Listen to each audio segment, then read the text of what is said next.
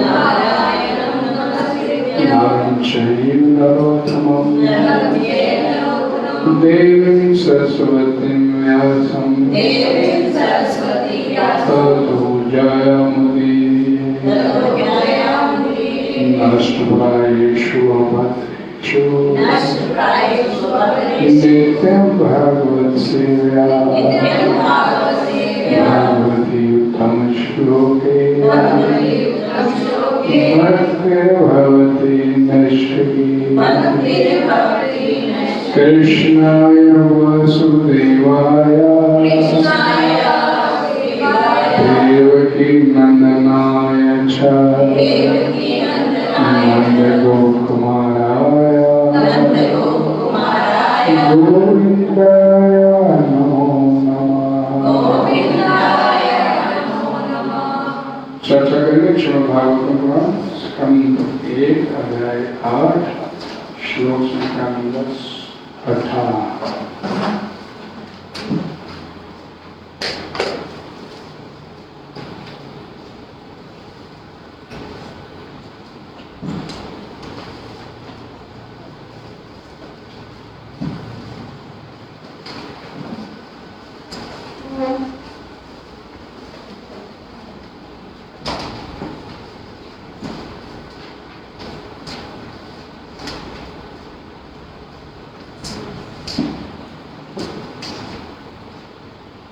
श्लोक संख्या नंबर 18।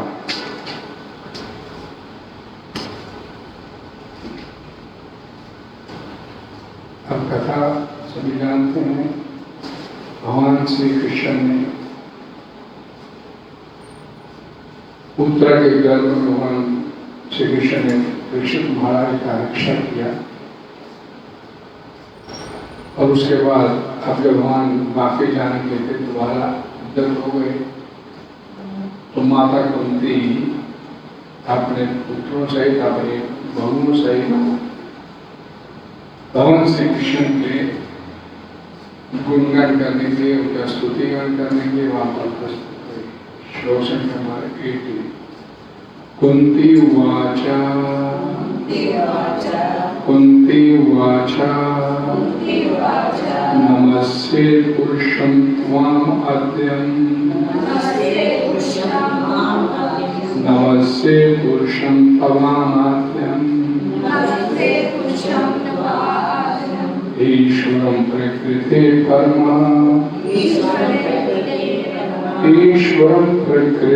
वरं कर्म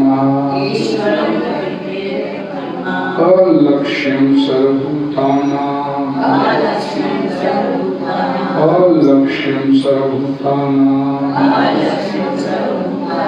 अन्तर्बहिर्वस्थितं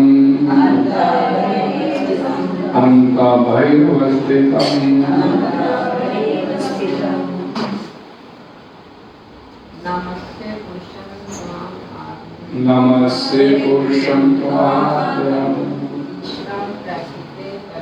ईश्वरं प्रकृते परम् अलक्ष्यं सर्वभूतानां अन्तर्बहिर्वस्थितं। कुन्ती उवाच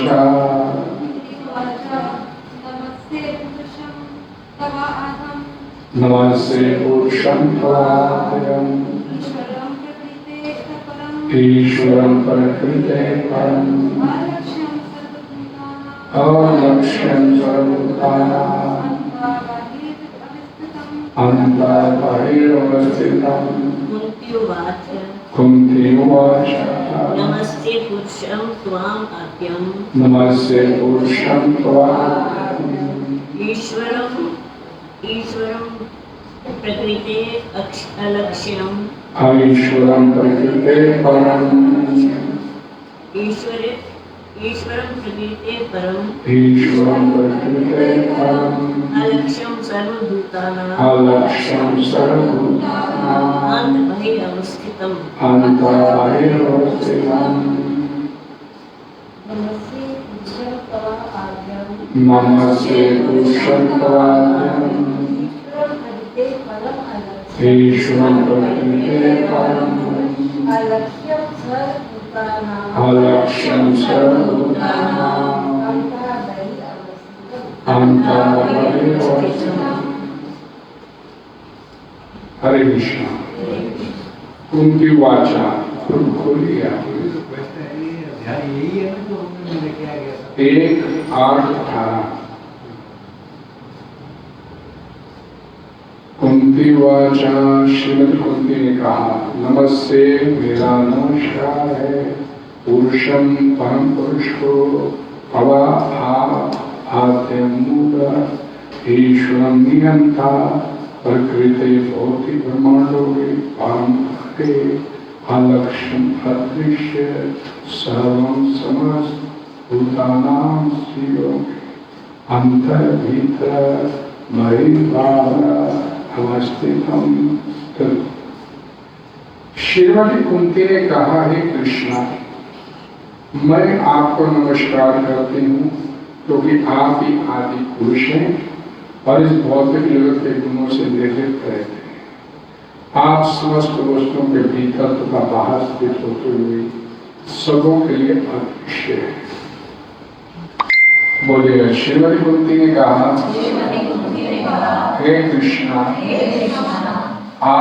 मैं आपको नमस्कार करती हूँ क्योंकि आप ही आदि पुरुष हैं और इस भौतिक जगत के गुणों से निर्लिप्त रहते हैं।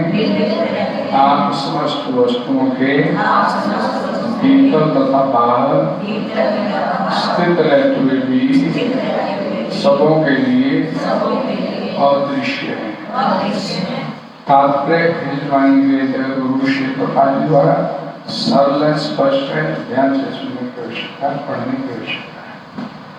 श्रीमती कुंती देवी को भली भांति ज्ञात था भगवान श्री कृष्ण आदि भगवान है। भले ही वे उनके भतीजे लगते थे, ऐसी अद्भुत महिला अपने भतीजे को नमस्कार करने की गलती नहीं कर सकती। अतः उन्होंने उन्हें आदि पुरुष के रूप में संबोधित किया जो भौतिक जगत से परे है। यद्यपि सारे जीव भी दिव्य हैं, लेकिन वे ना तो आदि हैं ना अच्युत। जीव भौतिक प्रकृति के चंगुल में पड़कर नीचे गिर सकते हैं, लेकिन भगवान कभी भी ऐसे नहीं है। अतः वेदों में उन्हें समस्त जीवों में प्रधान कहा गया है। नित्या नाम चेतना चेतना नाम। तब उन्होंने पुनः ईश्वर या निरंता के रूप में संबोधित किया। जीव या चंद्र तथा सूर्य जैसे देवता भी कुछ हद तक ईश्वर है, लेकिन इनमें से कोई भी परमेश्वर अथवा परम नियंता नहीं है। वे ही परमेश्वर या परमात्मा है। वे अंतर तथा बाह्य दोनों में विद्यमान रहते हैं। यद्यपि वे श्रीमती कुंती के समक्ष उनके भतीजे के रूप में उपस्थित थे, लेकिन वे उनके तथा अन्य सबों के अंतर में भी विद्यमान थे। भगवद गीता 15:15 में भगवान कहते हैं, मैं प्रत्येक जीव के हृदय में स्थित हूँ और मुझी से उसमें स्मृति विस्मृति ज्ञान इत्यादि है। समस्त वेदों के द्वारा जानने योग्य मैं ही हूँ, क्योंकि मैं वेदों का संकलन करता तथा वेदांत को पढ़ाने वाला हूँ। रानी कुंती पुष्टि करती है कि यदि भगवान समस्त जीवों के भीतर तथा बाहर है तो भी वे अदृश्य है। कहने का भाव यह है कि भगवान सामान्य व्यक्ति के लिए परिधि तुल्य है। महारानी कुंती ने साक्षात अनुभव किया कि भगवान कृष्ण उनके समक्ष उपस्थित हैं। फिर भी पुत्र के गर्भ में प्रविष्ट होकर उन्होंने अश्वत्थामा के ब्रह्मास्त्र से ध्रुव की रक्षा की। वे स्वयं असमंजस में थी कि भगवान कृष्ण सर्वव्यापी हैं या स्थानीय है। वस्तुतः वे दोनों हैं, लेकिन अधिकार उनको ही है जो लोग उनके शरणागत नहीं है, उनके समक्ष प्रकट ना हो। अवरोध का ये पर्दा भगवान की माया शक्ति कहलाती है और यही वो जीव की संकुचित दृष्टि को नियंत्रित करती है। इसकी व्याख्या आगे की गई है। हरे कृष्णा। ओम अज्ञानतिमिरन्धस्य ज्ञानाञ्जनशलाकया चक्षुरुन्मीलितं येन तस्मै श्रीगुरवे नमः। श्री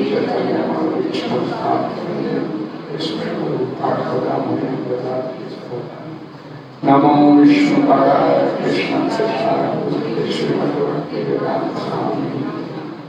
नमस्ते सरस्वती देवे गौरवाणी प्रचारिणे शून्यवादी प्रचार वाञ्छाकरतु वैश्विकासिन्धुदेव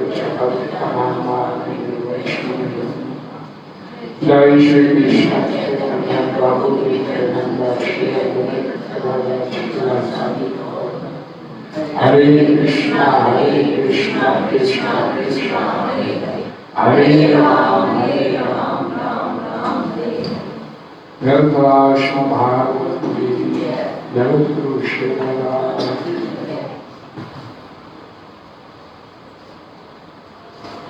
नमस्ते पुरुषं त्वाद्यम ईश्वरे प्रकृते परमा अलक्ष्यम सर्वभूतानां अंतर्भय अवस्थितम्। आप ही आदि पुरुष हैं और इस भौतिक जगत के गुणों से निर्लिप्त रहते, मतलब माया शक्ति जो है उन आपके कुछ का कोई प्रभाव नहीं है। आप समस्त वस्तु के भीतर तथा बाहर स्थित रहते हुए भी आप सभी के अंदर भी हैं, सभी के बाहर भी, कण कण में भी विद्यमान है और जन जन के हृदय में भी विराजमान है। लेकिन इसके बावजूद भी सबों के लिए अदृश्य है, बाहर भी है अंदर भी है, लेकिन दिखते नहीं किसी को, सबों के लिए अदृश्य है। क्यों नहीं दिखते हैं?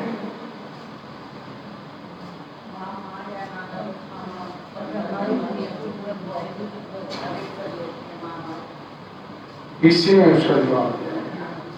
अभी हमने पढ़ा क्यों नहीं दिखते कि जब भी भगवान समस्त जीवों के भीतर तथा बाहर है, वो भी वे अदृश्य है।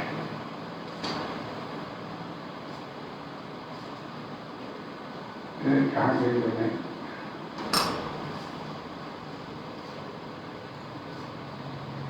अवरोध का ये पर्दा जो दिखता नहीं है, भगवान हमको दिखते नहीं है, ये अवरोध का ये पर्दा भगवान की माया शक्ति कहलाती है और यही कि जीव की संकुचित दृष्टि को नियंत्रित भी करती है।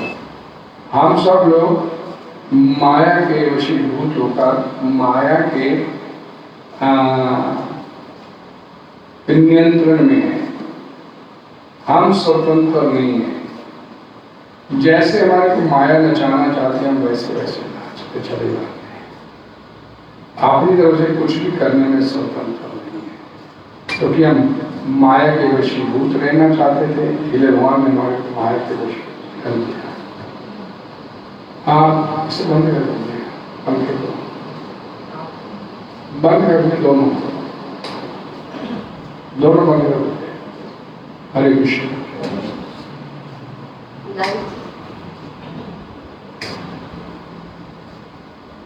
रहना चाहते हैं माया के अधीन, तो भगवान ने हमारे को माया के अधीन कर दिया। हम जैसे निकलना चाहेंगे माया के अधीन से, माया से स्वतंत्र होना चाहिए, अर्थात जिस दिन हमारी अन्य अभिलाषा शून्य हमारी स्थिति आ जाएगी, हमें सिवाय भगवान को कुछ नहीं चाहिए, तो उस दिन भगवान हमारे को माया से बाहर निकालते। और वो स्थिति दैवी ईशा गुणमयी मम माया दुर्गत्या मामे भी स्थिति कब आएगी? माया में कब आएगी? जब हम भगवान की शरणागति स्वीकार करें, अपने को कुछ नहीं चाहिए, तो जैसे भगवान रखना चाहते हैं वैसे रहेंगे, उस दिन हम माया के चंगुल को चबा लेंगे। अदरवाइज हम सब लोग इस समय जो है माया के चंगुल में हैं और माया जैसे हमारे को नचाना चाहती है वैसे वैसे नाचते हुए जाते हैं। माया क्यों नचाना चाहती है? क्योंकि हम हमारे जो कर्म है उनके कर्मों के फल भोगने की माया हमारे को विवश करती है। हमें अपने अपने कर्म भोगने के लिए माया के तहत काम करना पड़ता है। माया जैसे जैसे मचाती है वैसे वैसे नाचते हुए जाते हैं। हम कतई भी किसी भी स्तर पर स्वतंत्र नहीं है। हम हमेशा बोलते हैं, हम सोचते हैं कि मैं अपनी मर्जी से आया हूँ सत्संग में, तो आप अपनी मर्जी से सत्संग में नहीं आए। ये नहीं कि सत्संग में आगे तो आप माया के चंगुल से बाहर हो गए। एक पूरी तरह से जब भगवान के शरणागत हो जाएंगे और जब भगवान को लगेगा अब ये जीव मेरी तरफ ही देख रहा है, कोई दिन मोह हमारे कुछ माया और उसके लिए माया के चंगुल से बचने के लिए लंबी साधना है, लंबा सफर है, तो तय करना पड़ेगा। उसे तय किए बिना, क्योंकि ये पहला जन्म नहीं, अनंत जन्म इससे पहले हुए, ये पहला जन्म नहीं। और जितना हम अभी हमारे अंदर इच्छा उत्पन्न हुई, मैं भगवान की तरफ चलना चाहिए, तो इच्छा उत्पन्न होने का मतलब अभी आप उस रास्ते पर चलने के लिए तैयार हैं, चलना चाहते हैं, लेकिन पूरे मनोयोग से अंदर से तैयार नहीं है। हम चलते हैं, हमेशा बोलता हूँ कि सुविधा होती है तो आ जाते हैं, लेकिन कृपाल जी बोलते थे कि ऐसे अगर लगे रहेंगे तो धीरे धीरे सफलता मिल जाएगी, काम हो जाएगा। हमारे एक रामायण में बड़ी सुंदर कथा आती है। शबरी भील जाति से संबंधित थी और भीलों के सरदार की बेटी थी और 10 साल की उम्र में उसकी शादी तय कर दी गई। पिछली जातियों में, भीलों जातियों में जल्दी जल्दी विवाह हो जाते हैं, तो 10 वर्ष की आयु में उसकी शादी तय कर दी गई किसी अन्य भील जाति के किसी सरदार से। और जब शादी तय की गई थी उसकी, तो उस समय बड़ा भील जाति के जितने भी लोग थे उन्होंने बहुत बड़ा जश्न समारोह मनाया। एक भील जाति के सरदार की शादी है, पूरे जश्न के साथ होना चाहिए। तो उस समय उस भील जाति की उस कन्या ने, शबरी ने देखा कि उसकी शादी के उस जश्न को मनाने के लिए ही कम से कम हजारों बेजुबान जानवरों को मार के उनको पकवान के लिए तैयार किया गया। भील जाति को शिकार करते थे और उनका काम था, तो तैयार किया गया। तो उसे मन में बड़ा शौक हुआ कि मेरी खातिर इतने निरीह बेजुबान जानवरों को मार दिया गया। बड़ा मन में भारी उसे शौक हुआ और उस दिन वो रात को ही अपने पिता का घर, पिता के घर पर छोड़ के निकल गई। तो मेरे को ऐसी स्थान पे रहने नहीं, कल को जब शादी में तो और पता नहीं कितने निरीह जानवर मारे जाएंगे। मन में ये भाव उत्पन्न हुआ, तुरंत अपना घर छोड़ा निकल गई। और रात को निकली, सारी रात भागती रही, कहीं मैं इनके चुंगल में दोबारा नहीं आ जाऊं। और भागते भागते वो मतंग मुनि के आश्रम में, अम्बा सोवर्षि में रामायण में इसका बड़ा वर्णन आता है। वहां पर नंदकारण्य वन में एक स्थान अम्बा सरोवर है, वहां पर मतंग मुनि के आश्रम में सीधा मतंग मुनि के आश्रम में एक गई। मतंग मुनि के आश्रम जाके उसने मतंग मुनि से शरणागत हुई, मैं आपकी शरण में हूँ, मैं अपना जीवन भगवान के लिए समर्पित करना चाहती हूँ, संत महात्माओं की सेवा करनी चाहती हूँ, तो आप मुझे इजाजत दे दीजिए इस संबंध में मैं आपके छोटी सी कुटिया बना के रह सकूं। मतंग मुनि बड़े दयालु स्वभाव के थे, करुणा में स्वभाव के थे। उन्होंने शबरी को रहने की इजाजत दी और शबरी जो कि भी जाति की थी, नीची जाति की थी, तो वहां पर बड़े बड़े ऋषि मुनि रहते थे। तो दूसरे ऋषि मुनियों ने इस बात को एतराज किया कि एक नीची जाति की लड़की हम ऋषि मुनियों के आश्रम थे। मतलब यहाँ तक स्थिति आ गई कि उसको उस में जो एक सरोवर था, जल का स्रोत था जो ऋषि मुनियों के थे, उस सरोवर तक भी मतंग मुनि के भारी दबाव के कारण कोई ज्यादा बोल नहीं पाया, लेकिन उन्होंने उसके ऊपर कुछ प्रतिबंध लगा दिए कि ये इस सरोवर को टच नहीं करेंगे। और जब ये प्रतिबंध लगा तो ये वैसे रामायण में कथा आती है कि उस सरोवर में कीड़े पड़ गए थे। शबरी के जब ऊपर एक प्रतिबंध लगाया गया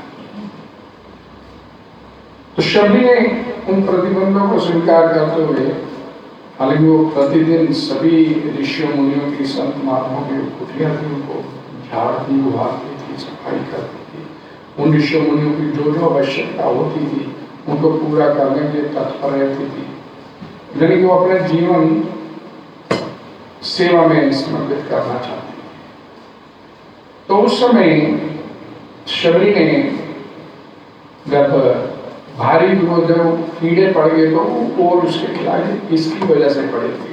तो वो ये नहीं मानते कि हमने एक निर्दोष लड़की को सरोवर पे आने से रोका उसकी वजह से, लेकिन ऋषि मुनियों ने इसकी वजह इसको रोका, आसपास की पृथ्वी में दिया जाए।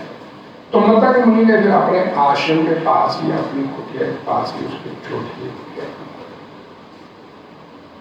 और प्रतिदिन मतंग मुनि की सेवा के लिए गुरु मानकर मतंग मुनि को इस सेवा सुश्रूषा में लगी रहती है।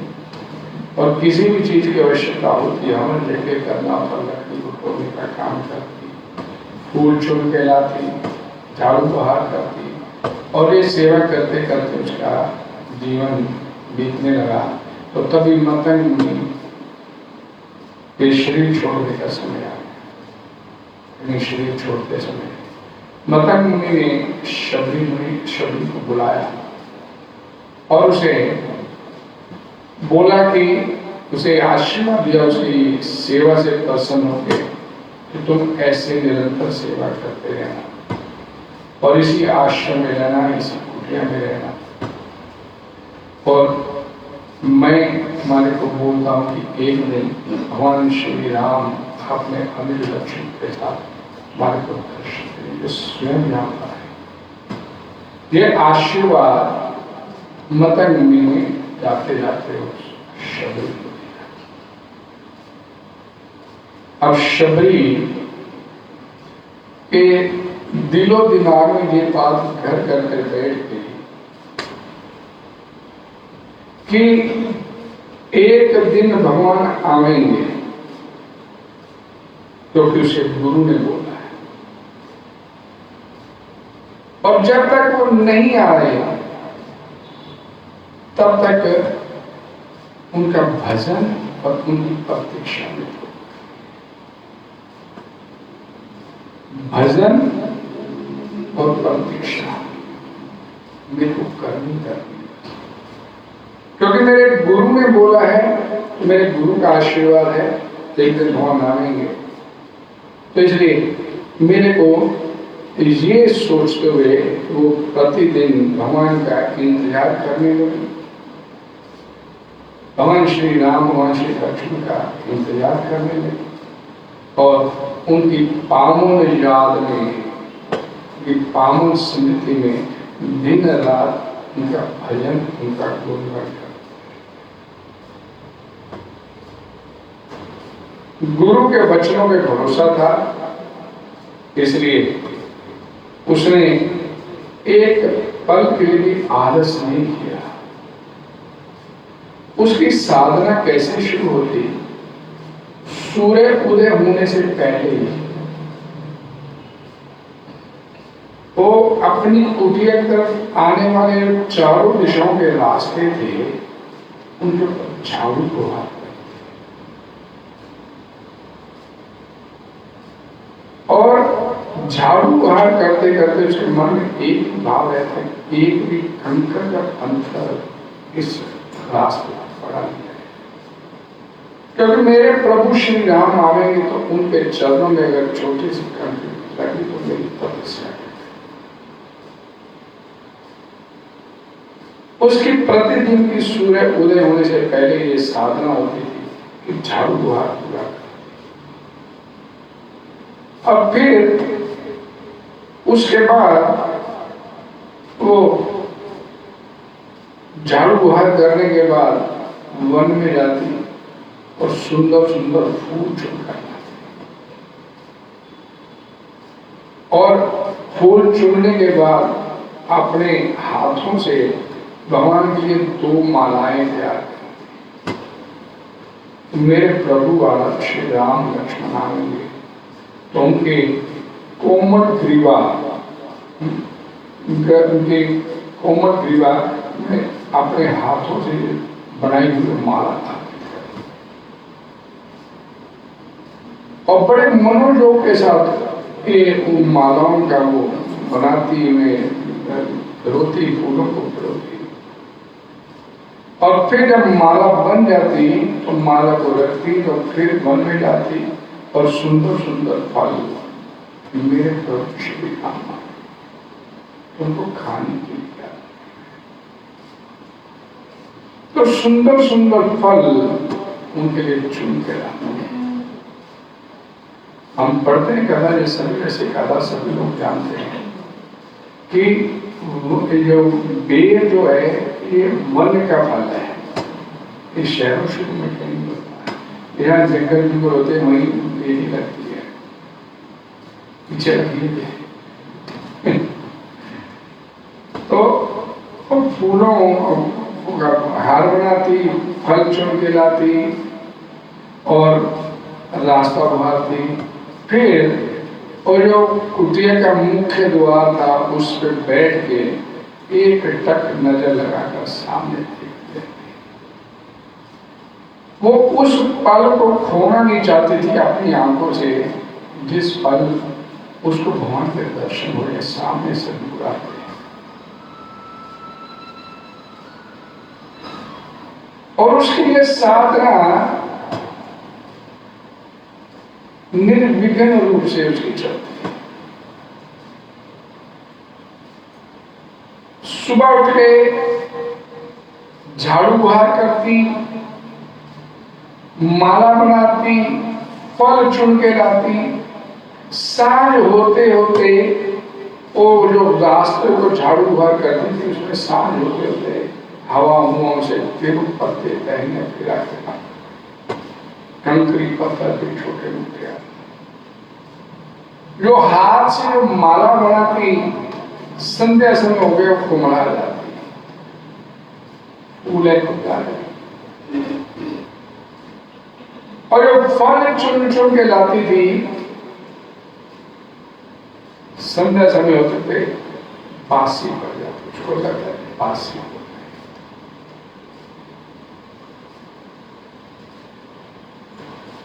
उसकी ये साधना जो कर रही थी, एक पल के लिए भी उसके मन में कोई आलस्य का भाव उत्पन्न नहीं हुआ, सुस्ताती नहीं थी। अब थोड़ी सुस्तालू बड़ा काम किया है। फिर अगले दिन वही उसी उत्साह से, उसी निश्चय से, उसी भाव से फिर वह झाड़ू बुहार करती, फिर फूल लेकर आती, फिर हार बनाती, फिर फल लेकर आती, फिर बैठती, फिर भगवान के सामने करती।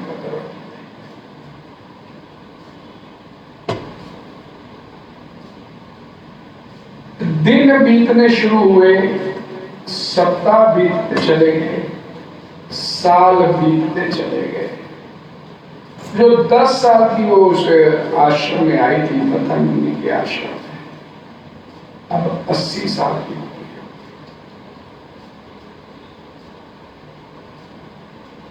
लेकिन उसकी साधना में एक पल के लिए भी कहीं पे भी ये कोई आलस नहीं आता।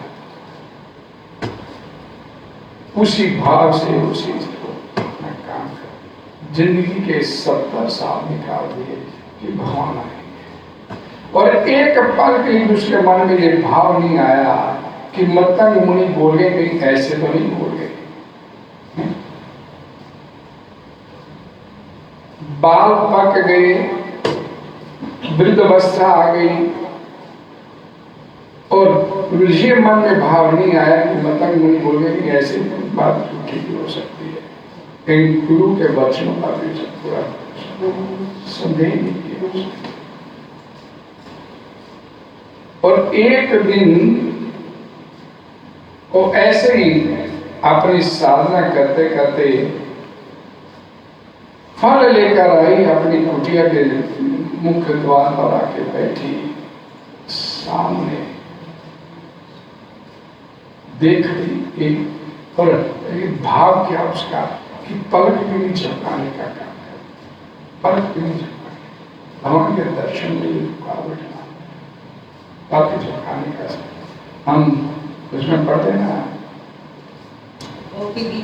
गोपी गीत में अटती जत भगवान अहि काम तुरंती जुगाए थे त्वाम पश्यता कुटिल कुंतलम श्री मुखम चलते जड़ उड़ीक्षाम पक्षम कृष्णा। विधाता ब्रह्मा मूर्ख है, गोपियां कहती है, जिसने पलके बना दी, पलके देखने में भगवान के दर्शन करने की रुकावट है। इन पलक झपकाने का समय भी रुकावट लगता है कि ये पलक झुकाएगी तो इतने में भी भगवान के दर्शन में रुकावट आती है। जड़ उदीक्षाम, जड़ ब्रह्मा जड़ है, जब मूर्ख है ब्रह्मा से पता नहीं सृष्टि की स्थापना कैसे करनी, रचना कैसे करनी। तो पलक झपकाने का भी काम नहीं वो करती थी, एक पल निहारती रहती थी उस द्वार की तरफ, उस रास्ते की तरफ, जहाँ से उसको लगता था कि मेरे भगवान किसी रास्ते से। और फिर एक दिन उसने अपनी धुंधली आंखों से देखा, वृद्धावस्था थी, दो नर आकृतियां उसकी कुटिया की ओर चल गई।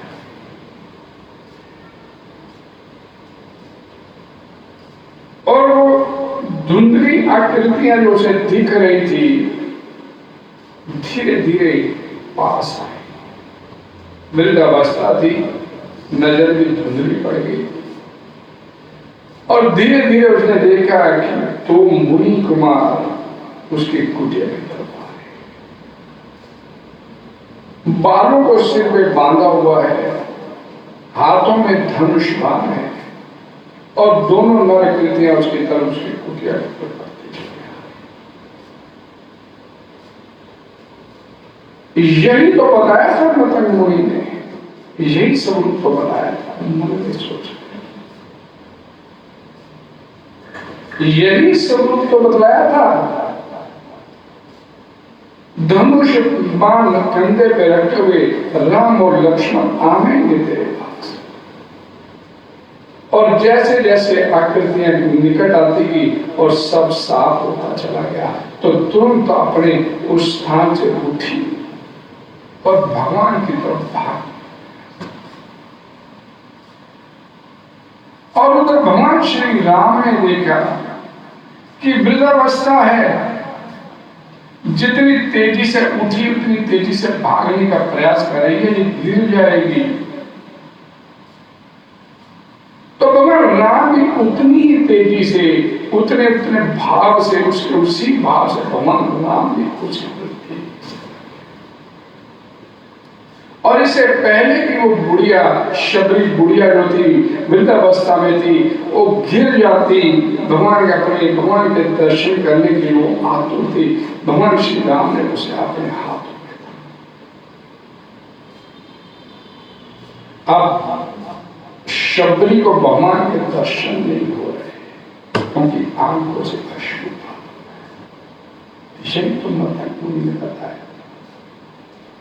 यही तो सबरू को बोल के गए थे।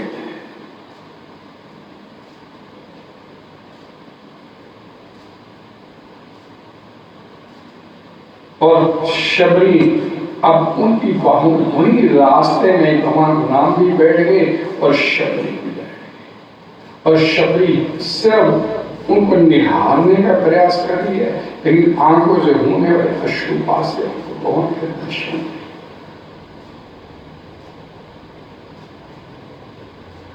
भगवान श्री राम अपने हाथों का सहारा, ये भाग्य उस शबरी का है कि सृष्टिकर्ता स्वयं हम सोच सकते उसके भाग्य की तुलना कर सकते हैं। तो भाग्य बनाया किसने? उसका जी, उसकी साधना ने, उसकी तपस्या। एक पल के लिए भी जिसके मन में ये आलस नहीं आए कि कभी आगे नहीं करे, उसी लगन से, उसी धैर्य से, उसी उत्साह से वो उस शब्द की वो तपस्या से चलते चले।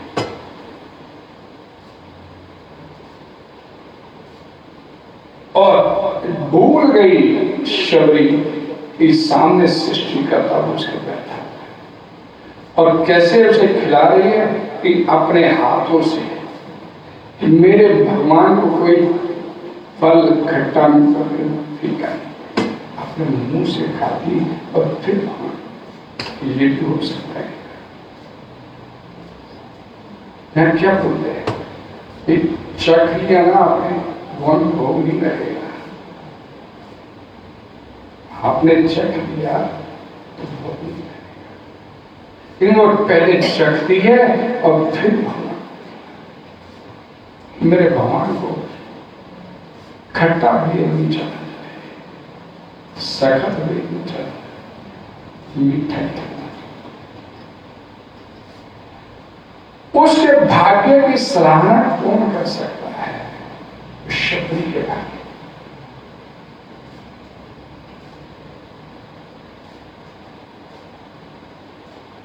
जो माम पश्यति सर्वत्र सर्वमय सब जगह मेरे को देखकर सब में मेरे, भगवत गीता में भगवान और यहाँ बोला गया, कुंती बोलती है अंदर भी हो बाहर भी हो, लेकिन दिखाई नहीं देते। और वो सृष्टिकर्ता स्वयं दर्शन देने के लिए उस शबरी के द्वार आ रहे हैं, स्वयं दर्शन देने के लिए, स्वयं सपूर्तदा अतः श्री कृष्ण नाम आत्मा पवित्र सेवन मुको ही जीवादो स्वयं सपूर्तदा। भगवान स्वयं आते हैं आपके सामने, आप में दम होना चाहिए, आपकी साधना होनी चाहिए, आपकी तपस्या भक्ति की होनी चाहिए। भगवान कहते हैं स्वयं सपूर्तदा, मैं अपने उसके सामने प्रकट कर देता हूं। कमी कहां है? कमी कहां है?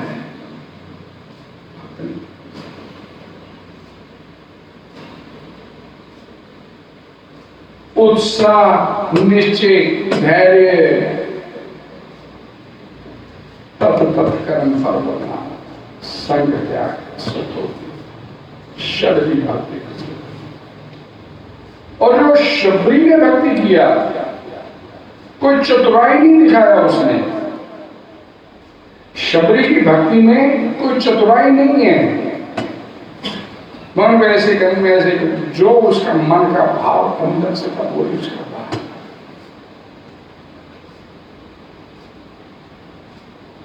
निर्मल जनमन सोई मोहि भाव।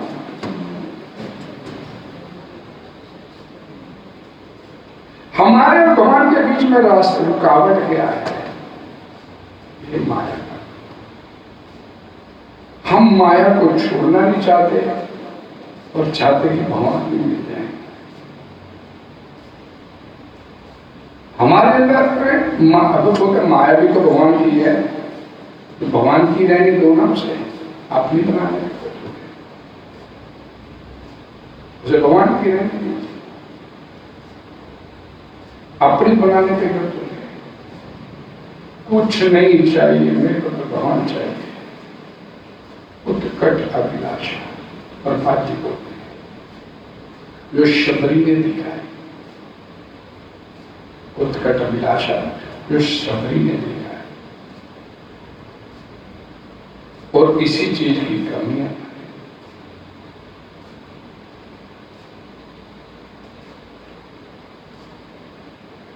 छोटी मोटी बातें नहीं उठती हमारे अंदर, भूमंडल उठते हैं संसार को लेकर, हाइजन नहीं होता। परपा जी बोलते थे इसी जीवन को सार्थक करो, अगले जीवन पे मत छोड़ना, अगला जीवन पता नहीं कैसा आएगा, पर एक बार आंख बंद होगी तो सब खेल करना, फिर पता नहीं अगला जीवन कौन सा मिलेगा, कब मनुष्य का मिलेगा पता। भजन करते हैं ये तो तय है, मनुष्य का तो मिल ही जाएगा, लेकिन कैसी कैसी स्थितियां फिर आएंगी पता नहीं। इसलिए इसी जन्म को सार्थक करने का प्रयास। उसने एक बार 10 वर्ष की आयु में अपने घर में ये होते देखा तो सह नहीं पाए, छोड़ के निकल गए। भगवान का भजन करो, भगवान की सेवा में लो, और अपने से ये सेवा नहीं।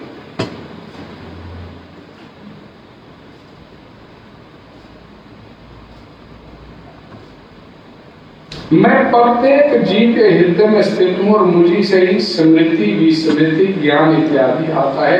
समस्त वेदों के द्वारा जानने योग्य भी मैं ही हूँ, क्योंकि मैं ही वेदों का संकलन करता और वेदांत को पढ़ाने वाला। अतः रानी कुंती पुष्टि करती है यद्यपि भगवान समस्त जीवों के भीतर बाहर हैं तो भी वे अदृश्य हैं। भगवान आम व्यक्ति के लिए पहेली बने हुए हैं। फकीर ने देखा कि भगवान खाओ पियो मौज करो,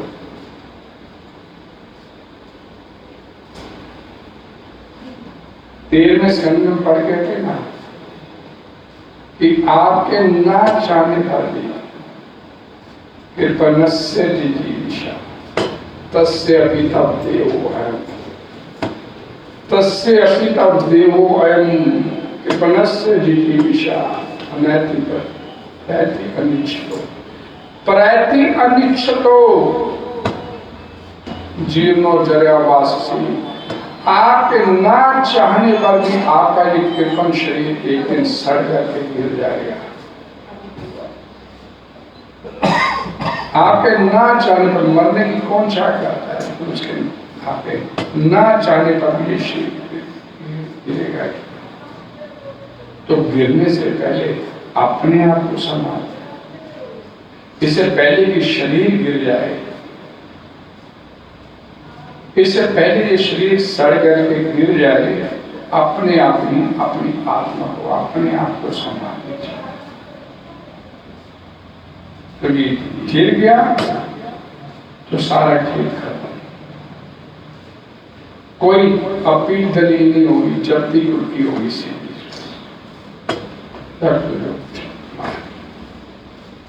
तो किसकी इंतजार करते हैं? इंतजार किसकी करते हैं? मरने की। क्यों नहीं आंखें खोलते? हरे कृष्णा कृष्णा कृष्णा कृष्णा हरे राम राम राम। कोई डिस्कशन? जैसे वो देवी सदगति को प्राप्त, उसने साक्षात देव के माता पिता को भी उसका कौन सा कहते हैं कि पीढ़ियां, भगवान बोलते हैं त्रिसप्तमी, 3 पीढ़ियां उसकी। प्रहलाद महाराज 21 कुल, त्रिसप्तमी में 7 अध्याय 21 कुल के, उस कुल के सदगति का। तो उसने अपने पूरे 21 कुलों को उसने तार दिया, अपने माता पितृ को, ससुराल तो कहीं नहीं, अपने मातृ पितृ कुल के अपने पितृ कुल को तारने को करें।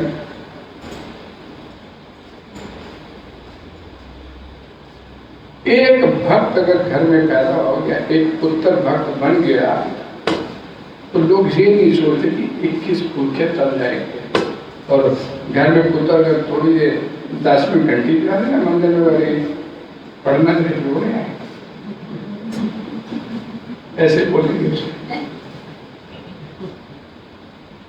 इतने पैसे दे रहे हैं, चल ये नहीं पता कि उसके घंटी बजाने से हमारा कितना प्यार हो जाएगा, माता पिता का कितना। हरे कृष्ण। श्री प्रभात की